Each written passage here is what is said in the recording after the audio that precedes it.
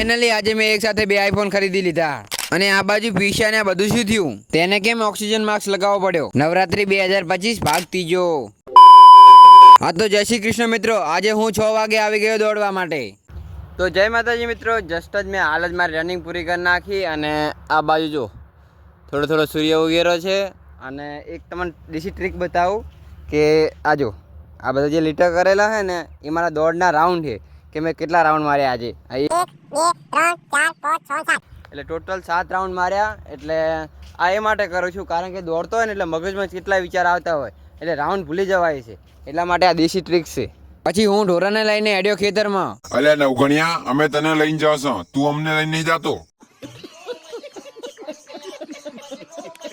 આ બાજુ મારો આળસુ ભાઈબંધ મોડા દાયરો છે દૂધ ભરવા માટે. ડેરીવાળો પાહો નામેલે થારું.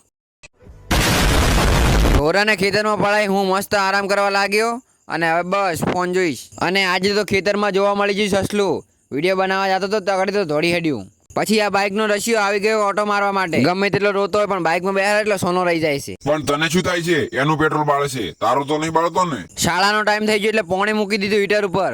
પોણે ગરમ થાય ત્યાં સુધી તો મમ્મીએ આપી દીધું કામ, ખાડો ખોદવાનું. 100 મોનો પેલા ખાડો ખોદ ને મમ્મી બોલશે, પછી વિડીયો બનાવજી. લ્યો એક જ ચપટી વગાડતા ખાડો ખોદાઈ ગયો. પછી હું થઈ ગયો નિશાળ જવા માટે તૈયાર.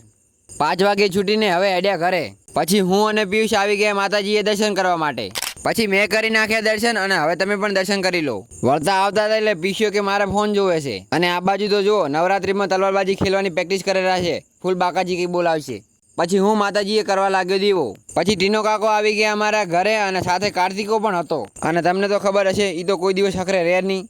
રાત્રે અમે આવી ગયા પિયુષના ઘરે કારણ કે તે થોડો બીમાર થઈ ગયો છે એટલે સમાચાર લેવા માટે આવ્યા. પછી અમે બધા ભાઈઓ આવી ગયા ગામમાં નવરાત્રી જોવા માટે. પછી મેં કરી નાખ્યા માતાજીના દર્શન, સાથે કુળદેવી માતાજીના પણ દર્શન કરી નાખ્યા. અને આ ક્રિકેટ લવરિયાને તો જુઓ, ચાલુ નવરાત્રીમાં પણ ક્રિકેટ જોવાનું છોડતા નહીં. આ બાજુ માહી અને ડીગુ ફોન જોવે રહ્યા છે. અને આ પકો શું કરે રહ્યો છે? સમજદાર કો ઈશારા કોફી, એટલે સમજી જાવ. પછી કેટલા દિવસ પછી મને મળી ગયા મારા પ્રાથમિક શાળાના ભાઈબંધ એટલે બધા જોડે હાથ મળાવી નાખ્યા. અને હવે પ્રારંભ થઈ ગયા ગરબા એટલે બધા ગરબા રમવા લાગ્યા. આજ સુધી ગરબા નથી રમ્યો એ વાતનો ઘમંડ છે. રમતા આવડે તો રમે ને. અને આ બાજુ બીજો પણ ભાઈબંધ મળી ગયો. અને આજે તો મળી ગયા 2 આઈફોન, પણ ખાલી રાખવા માટે. તમે ફોલો કરશો તો આપણા જોડે પણ કોઈક દિવસ હશે.